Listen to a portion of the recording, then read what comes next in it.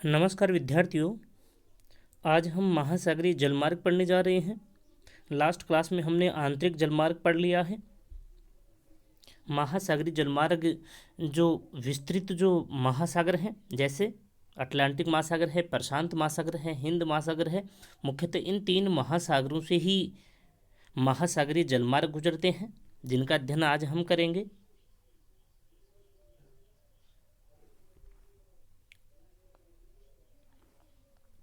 महासागरीय जलमार्ग अंतर्राष्ट्रीय व्यापार की धुरी माने जाते हैं। मतलब जितना भी अंतर्राष्ट्रीय व्यापार होता है वो महासागरीय जलमार्गों से होते हुए ही होता है।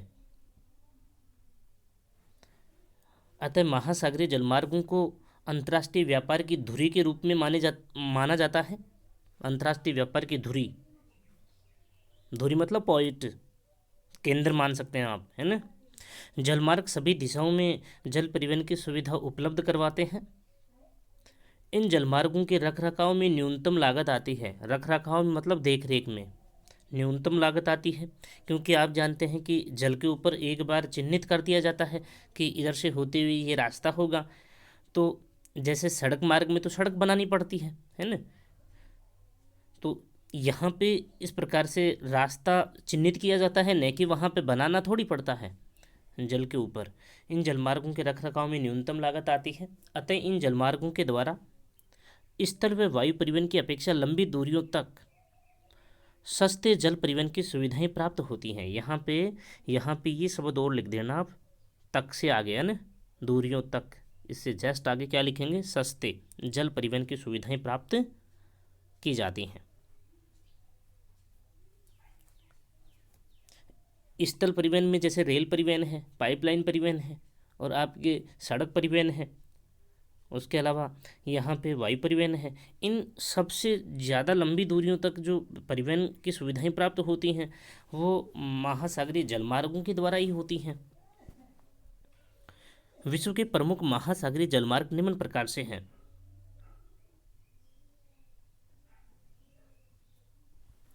जिनके द्वारा भारी पदार्थों का लंबी दूरियों तक परिवहन किया जाता है। ये लाइन भी आप ऐड कर देंगे,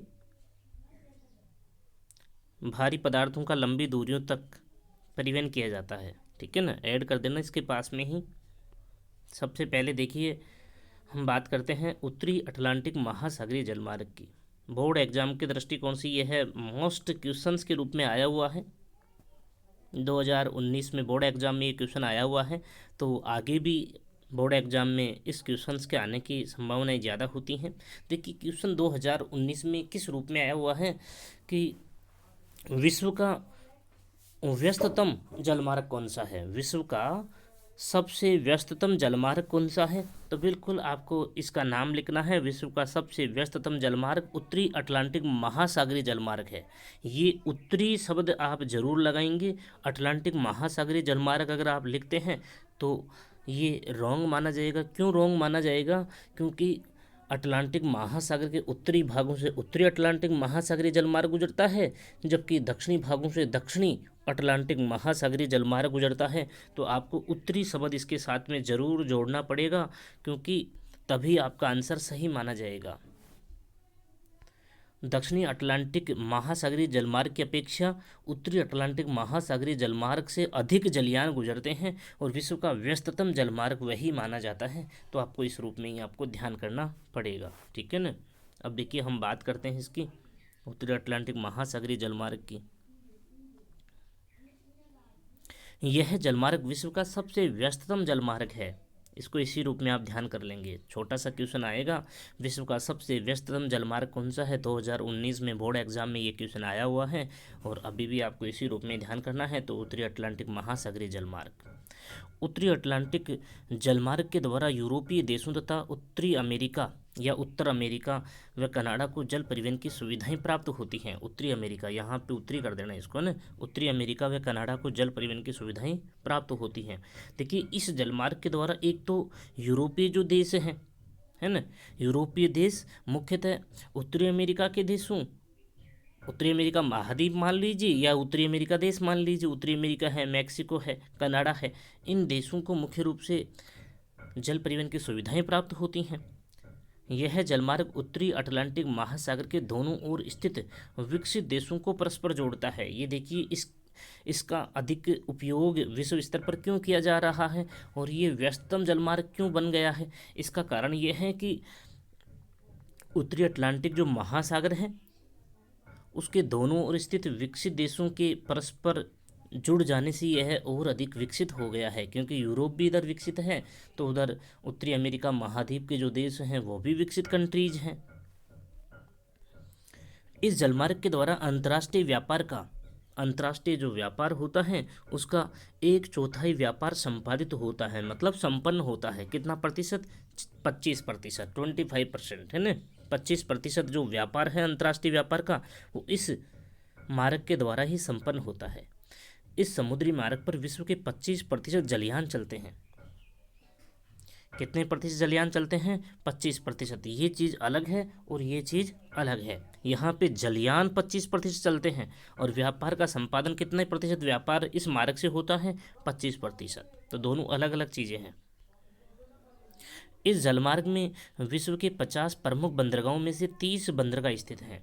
विश्व के अगर हम मोस्ट पोर्ट्स के रूप में देखें तो मोस्ट जो पोर्ट हैं उनमें से 50 मोस्ट जो बंदरगाह हैं उनमें से 30 मोस्ट बंदरगाह जो हैं, प्रमुख जो बंदरगाह हैं, वो इसी मार्ग पर स्थित हैं। इसलिए इसकी इम्पोर्टेंस और अधिक बढ़ जाती है। दूसरा देखिए, भूमध्य सागर व हिंद महासागरीय जलमार्ग। भूमध्य सागर व हिंद महासागरीय जलमार्ग, यह जलमार्ग विश्व का दूसरे नंबर का व्यस्ततम जलमार्ग है। पहले नंबर का तो हमने बात कर ली ना, उत्तरी अटलांटिक महासागरीय जलमार्ग है व्यस्ततम जलमार्ग, और दूसरे नंबर का है भूमध्य सागर व हिंद महासागरीय जलमार्ग। महा जोड़ देना हिंद के आगे यहाँ पे। यह जलमार्ग विश्व का सबसे लंबा व्यापारिक जलमार्ग है। विश्व का सबसे लंबा व्यापारिक जलमार्ग कौन सा है? भूमध्य सागर व हिंद महासागरीय जलमार्ग विश्व का सबसे लंबा व्यापारिक जलमार्ग है। यह जलमार्ग विश्व के हृदय स्थल से गुजरता है। देखिए, मैकिंडर एक राजनीतिज्ञ रहे हैं। मैकिंडर जो है राजनीतिक भूगोल बता रहे हैं। तो उन मैकिंडर ने क्या है कि यूरोप जो है, अब यूरोप को हृदय स्थल की संज्ञा दी है, विश्व का हृदय स्थल यूरोप को माना है। तो हम यही बात कर रहे हैं कि भूमध्य सागर व हिंद महासागरीय जो जलमार्ग है वो यूरोप की मुख्य भूमि से होते हुए गुजरता है ना। भूमध्य सागर हम जानते हैं, है ना, तो यूरोप की मुख्य भूमि से गुजरता है। तो यह जलमार्ग जो है ये भी विश्व के हृदय स्थल से गुजर रहा है ना। हार्टलैंड थ्योरी दी थी मैकिंडर महोदय ने, हार्टलैंड थ्योरी, इसीलिए इसको हृदय स्थल के रूप में जाना जाता है। यह जलमार्ग विश्व की 75%, 75% जनसंख्या की सेवा करता है। पॉपुलेशन कितनी? 75% जनसंख्या जो है उसकी सेवा करता है यह जलमार्ग। इस जलमार्ग के द्वारा पश्चिमी यूरोपीय औद्योगिक देश, पश्चिमी जो यूरोप महाद्वीप के जो पश्चिमी देश हैं वो पूरी तरह से औद्योगिक कंट्रीज़ के रूप में हैं। पूर्वी अफ्रीका, जो पश्चिमी यूरोप के औद्योगिक देश हैं वो एक तो पूर्वी अफ्रीका जो है, दक्षिणी व दक्षिणी पूर्वी एशिया के देश हैं, ऑस्ट्रेलिया है तथा न्यूजीलैंड आदि से परस्पर जुड़ते हैं। यहाँ पे से शब्द आप जरूर जोड़ देंगे, है ना, से जुड़ते हैं।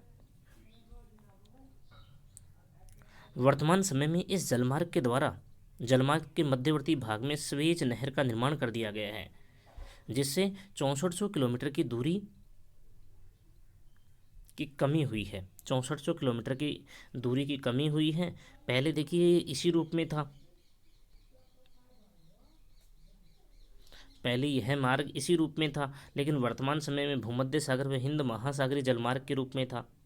पूरी अफ्रीका के चक्कर लगाते हुए यह जलमार्ग गुजरता था पहले, लेकिन वर्तमान समय में इस जलमार्ग को जो जलमार्ग का जो भाग था उस सवेज नहर के रूप में जोड़ दिया गया। सवेज नहर के रूप में नहर निकाल दी गई, सवेज नहर कैनाल जो है वो बना दी गई और शॉर्ट रास्ता बन गया, जिससे 6400 किलोमीटर की जो अतिरिक्त दूरी तय करनी पड़ती थी वो अब नहीं करनी पड़ती है। उत्तम आशा अंतरीप जलमार्ग 3 नंबर देखिए, 3 नंबर जो है थोड़ा मोस्ट है, उत्तम आशा अंतरीप जलमार्ग, उत्तम आशा अंतरीप जलमार्ग। इस जलमार्ग का दूसरा नाम क्या है? कैप लिखा हुआ है, आपको स्पष्ट दिख रहा है। कैप ओप, आप जानते हो कैप लिखा हुआ है, ओप लिखा हुआ है, और यहाँ पे ये जो लिखा हुआ है ये गुड लिखा हुआ है, जो ऊपर मैंने पेन से लिख दिया है गुड, और लास्ट में है होप, मतलब ये लिखा हुआ है कैप ओप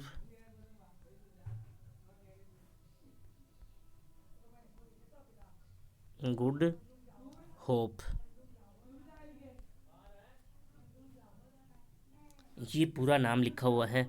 अंग्रेजी में इस नाम से इसको जाना जाता है, उत्तम आशा अंतरीप जलमार्ग।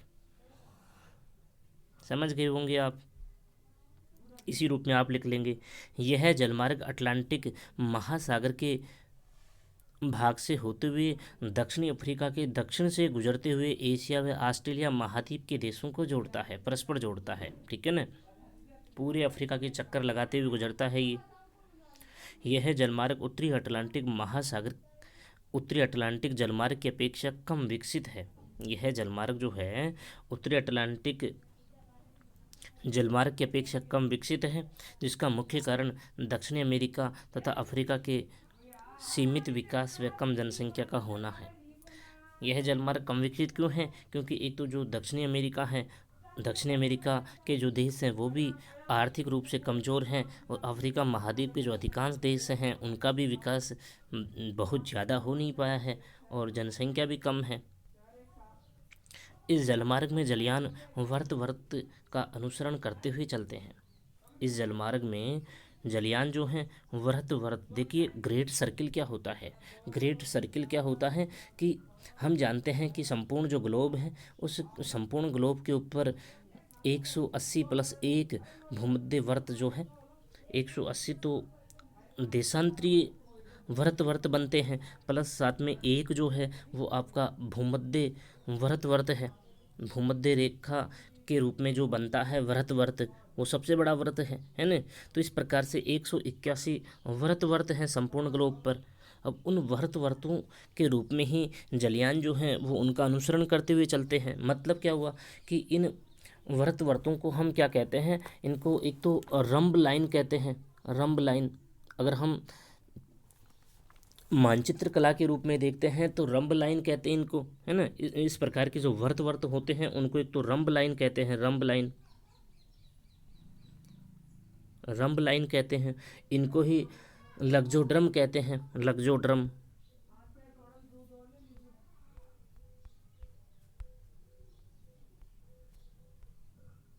लग्जोड्रम कहते हैं, ठीक है ना। और हिंदी में इनको कहते हैं एक दिश नौपथ, एक दिश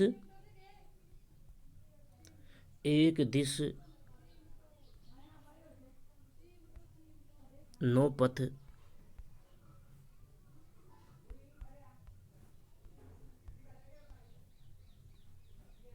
ठीक है ना।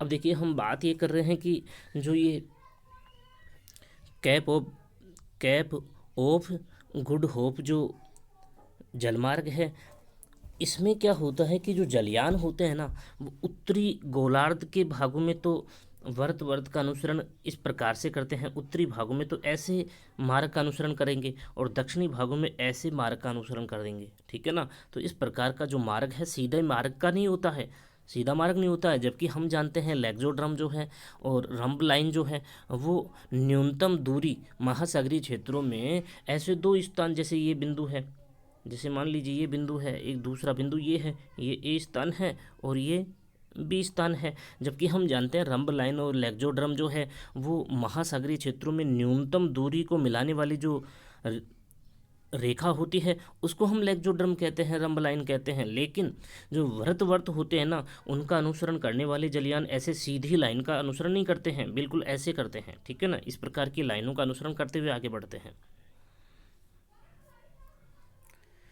ताकि जलयानों के रास्तों में तूफान व हिमखंड न आए। मतलब वर्त का अनुसरण क्यों करते हैं जलयान? ताकि इनके रास्तों में एक तो तूफान ना आए व एक हिमखंड ना आए। इस जलमार्ग में जलयानों के ईंधन के लिए एक तो केपटाउन जो है, केपटाउन हम जानते हैं, केपटाउन जो है दक्षिण अफ्रीका जो देश है उसकी राजधानी है केपटाउन। पोर्ट एलिजाबेथ है, एडिलेड है, मेलबोर्न है, सिडनी है। ये तीनों स्थान हम जानते हैं ऑस्ट्रेलिया के महानगर हैं। एलिजाबेथ भी ऑस्ट्रेलिया में ही है, पोर्ट एलिजाबेथ, ठीक है ना, ये चारों नगर ऑस्ट्रेलिया में हैं। आदि प्रमुख बंदरगाह हैं, बंदरगाह भी हैं और नगर भी हैं, ध्यान करें आप ध्यान से, है ना। अब देखिए यहाँ पे 4 नंबर हम पढ़ रहे हैं, दक्षिणी अटलांटिक जलमार्ग। अभी ऊपर हमने बात की थी ना कि उत्तरी अटलांटिक जलमार्ग सबसे व्यस्तम जलमार्ग है, जबकि दक्षिणी अटलांटिक महासागरीय जलमार्ग जो है वो इतना व्यस्तम जलमार्ग नहीं है। अगर हम कंपेरेटिवली अध्ययन करते हैं, तुलनात्मक रूप से हम देखते हैं, तो यह जलमार्ग दक्षिणी अटलांटिक महासागरीय क्षेत्रों में स्थित है। नाम से स्पष्ट हो रहा है ना, अटलांटिक महासागर के उत्तरी भागों में उत्तरी अटलांटिक महासागर ये जलमार्ग है, जबकि दक्षिणी भागों में दक्षिणी अटलांटिक महासागरीय जलमार्ग है। इस जलमार्ग के द्वारा पश्चिमी यूरोप, एक तो देखिए पश्चिमी यूरोप है, पूर्वी दक्षिणी अमेरिका, दक्षिणी पूर्वी अमेरिका कहने का मतलब, तथा पश्चिमी अफ्रीका आदि क्षेत्रों को परस्पर जोड़ता है। देखिए एक लाइन हमने ये भी लिख दी है, तो आपको इसको भी लिखना पड़ेगा। दक्षिणी अमेरिका के अमेजन बेसिन, दक्षिणी अमेरिका के अमेजन बेसिन, ब्राज़ील पठार, पैटागोनिया चारागाह, पंपाज घास क्षेत्र, पंपाज के जो घास क्षेत्र हैं, एवं एंडीज खनिज भंडारों को जोड़ता है। ये इन सब क्षेत्रों को भी ये जोड़ता है, एंडीज खनिज जो भंडार हैं उनको भी जोड़ता है। मतलब ये सारे जो स्थान हमने बात की है वो सारे कहाँ पे हैं, दक्षिणी अमेरिका महाद्वीप में हैं, ठीक है ना। तो इन सबको भी यह जो महासागरीय जलमार्ग जो है वो जोड़ता है।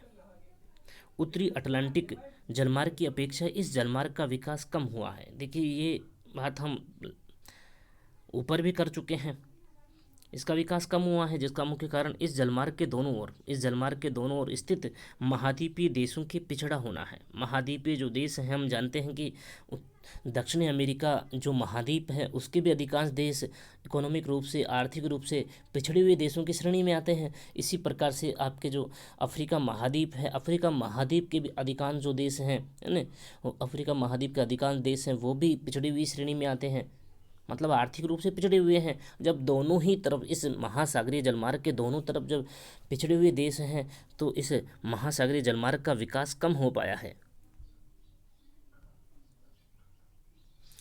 खाड़ी कैरिबियन सागरीय जलमार्ग देखिए, खाड़ी कैरिबियन सागरीय जलमार्ग देखिए, यह विश्व का सबसे छोटा महासागरीय जलमार्ग है, खाड़ी कैरिबियन सागरीय जलमार्ग। खाड़ी तो हम इसको क्यों कह रहे हैं, क्योंकि जो मैक्सिको की खाड़ी है उसके पास में स्थित है ये। दूसरी बात, कैरिबियन क्यों कह रहे हैं, क्योंकि कैरिबियन जो सागर है ना, उसमें स्थित है ये, ठीक है ना।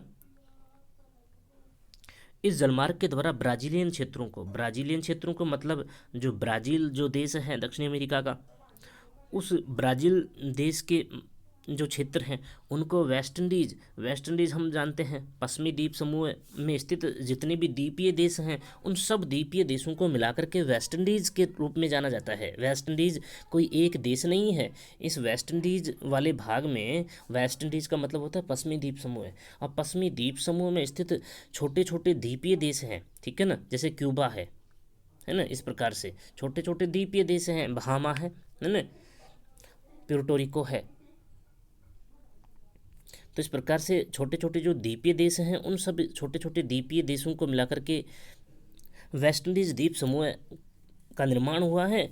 और इन वेस्ट इंडीज़ द्वीप समूह को लेजर द्वीप समूह भी कहते हैं, एंटीलीज द्वीप समूह भी कहते हैं, है ना। एंटीलीज का मतलब क्या होता है, एंटीलीज का मतलब होता है छोटे छोटे द्वीपीय क्षेत्रों वाला भाग, ठीक है ना। लेजर का मतलब भी सूक्ष्म होता है, छोटे छोटे द्वीप हैं यहाँ पे, ठीक है ना। तो वेस्ट इंडीज़ कहते हैं, पश्चिमी द्वीप समूह कहते हैं, लेजर द्वीप समूह कहते हैं, एंटीलीज द्वीप समूह कहते हैं, और कैरिबियन द्वीप समूह कहते हैं, ठीक है ना। इन सब नामों से इनको जाना जाता है। तो वेस्ट इंडीज़ द्वीपीय देशों तथा दक्षिणी अमेरिका के दक्षिणी देशों को जोड़ा जाता है, दक्षिणी अमेरिका के जो दक्षिणी देश हैं उनको जोड़ा जाता है।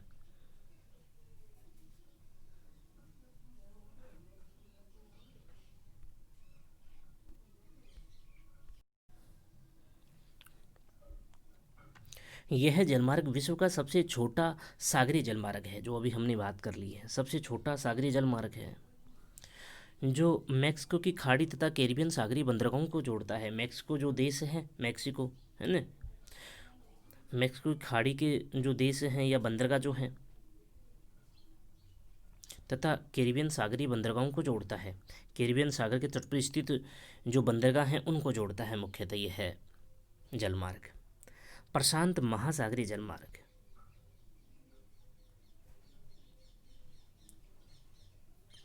प्रशांत महासागरीय जलमार्ग देखिए, प्रशांत महासागर विश्व का सबसे बड़ा महासागर है, हम जानते हैं इस चीज़ को, जो संपूर्ण पृथ्वी के क्षेत्र के 12% भाग पर फैला हुआ है। संपूर्ण पृथ्वी का जो क्षेत्रफल है उसका 12% भाग पर यह फैला हुआ है, किंतु फिर भी इस महासागर में जलमार्गों का विकास कम हुआ है। जलमार्ग जो हैं वो कम विकसित हुए हैं।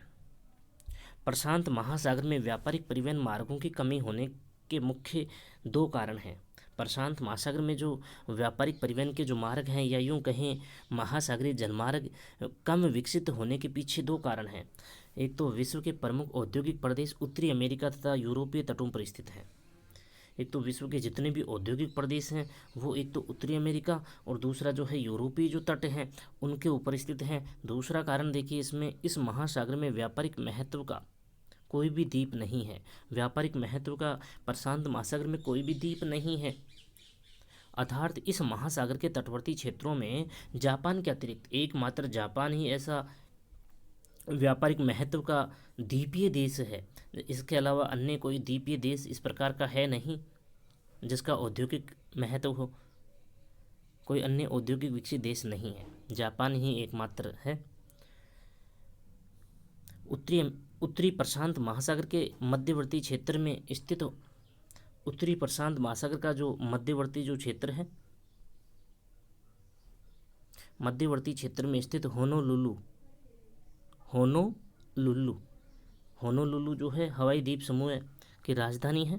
होनोलुलु किसकी राजधानी है? हवाई द्वीप समूह की, जो प्रशांत महासागर में स्थित है, ही एकमात्र ऐसा द्वीप है जो जलयानों को ईंधन व आश्रय उपलब्ध करवाता है। एक तो जलयानों को ईंधन मतलब जो डीजल वगैरह जो होता है, ईंधन वगैरह जो होता है वो एक तो तेल उपलब्ध करवाता है और उनको ठहरने के लिए, विश्राम के लिए आश्रय उपलब्ध करवाता है होनोलुलु। इसी आधार पर इस द्वीप को प्रशांत महासागर का चौराहा, कौन से द्वीप को, अगर जैसे मान लीजिए अगर हम कम्पिटिटिव एग्ज़ाम की बात करें तो वहाँ पे अगर होनोलुलु आता है तो दोनों साथ में आते हैं तो होनोलुलु को प्रायोरिटी देंगे। अगर मान लो हवाई द्वीप समूह ही आता है तो इसको प्रायोरिटी देंगे। होनोलुलु अकेला आता है तो इसको प्रायोरिटी देंगे। अगर दोनों साथ में आते हैं होनोलुलु को ज़्यादा इंपॉर्टेंस आपको देना है, क्योंकि ये जो है प्रशांत महासागर का चौराहा, जिसको हम पोर्ट ऑफ कॉल कहते हैं, पोर्ट ऑफ कॉल कहते हैं। पोर्ट ऑफ कॉल उन बंदरगाहों को संज्ञा दी जाती है जिन बंदरगाहों के ऊपर ईंधन और जलपान की सुविधा होती है। जलपान मतलब विश्राम वगैरह, हल्का फुल्का खाना वहाँ पे उपलब्ध हो जाए, तो इस प्रकार की सुविधाएं जो बंदरगाह उपलब्ध करवाते हैं उनको पोर्ट ऑफ कॉल की संज्ञा दी जाती है। ठीक है ना, पोर्ट ऑफ कॉल की संज्ञा दी जाती है। तो इसी प्रकार से होनोलुलु भी पोर्ट ऑफ कॉल की संज्ञा के रूप में ही आता है। प्रशांत महासागर में 2 जलमार्गों के द्वारा परिवहन की सुविधा प्राप्त होती है। प्रशांत महासागर जो है उसमें 2 जलमार्गों के द्वारा परिवहन की सुविधा प्राप्त होती है। एक नंबर देखिए, उत्तरी प्रशांत महासागरीय जलमार्ग। एक तो प्रशांत महासागर के उत्तरी भागों को जोड़ने वाला जलमार्ग हो गया उत्तरी प्रशांत महासागरीय जलमार्ग। दूसरा है दक्षिणी प्रशांत महासागरीय जलमार्ग, प्रशांत महासागर के उत्तरी भागों से गुजरने वाला उत्तरी प्रशांत महासागरीय जलमार्ग, जबकि दक्षिणी भागों से गुजरने वाला दक्षिणी प्रशांत महासागरीय जलमार्ग। अब देखिए डायग्राम के रूप में हम देखें तो डायग्राम के रूप में आपको स्पष्ट सारे जलमार्ग जो हैं, जितनी ब्लैक पट्टी आपको मोटाई में अधिक दिखाई दे रही है ना, तो वो उतना ही व्यस्तम जलमार्ग है, वो है उतना ही व्यस्तम जलमार्ग है। अब सबसे मोटी पट्टी 1 नंबर में ये देखिए, ये दिख रही है आपको, तो ये है उत्तरी अटलांटिक महासागरीय जलमार्ग है। उत्तरी अटलांटिक महासागरीय जलमार्ग है जो इधर अमेरिका विकसित जो कंट्रीज़ के जो देश हैं उत्तरी अमेरिका महाद्वीप के, और इधर यूरोप के जो विकसित कंट्रीज हैं उनको ये परस्पर जोड़ता है, और यह विश्व का सबसे व्यस्तम जलमार्ग है।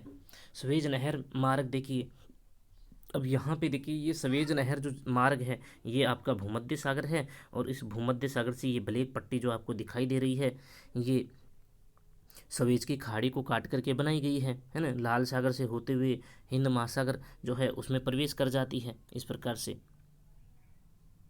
जिससे एशिया महाद्वीप के जो देश हैं और दक्षिणी पूर्वी जो एशिया की ये जो देश हैं उनके, और ऑस्ट्रेलिया है, न्यूजीलैंड है, यहाँ पे इन सब से ये जोड़ मतलब महासागरीय जलमार्गों के रूप में जुड़ा हुआ है सवेज नहर जलमार्ग।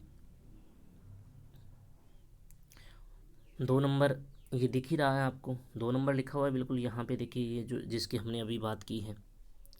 3 नंबर देखिए उत्तम आशा अंतरिक्ष मार्ग, 3 नंबर ये इस प्रकार से यूरोप महाद्वीप जो है उसके देशों को ये पूरे अफ्रीका के चक्कर लगाते हुए इस प्रकार से ये पहुंचता है, ऑस्ट्रेलिया के देशों को जोड़ता है, और ये छोटे मार्ग के रूप में यहाँ पे ये एशिया महाद्वीप के देशों को भी जोड़ता है। तो 3 नंबर जो आपको दिखाई दे रहा है ये क्या है, ये पूरा उत्तम आशा अंतरिक्ष मार्ग है, केप ऑफ गुड होप।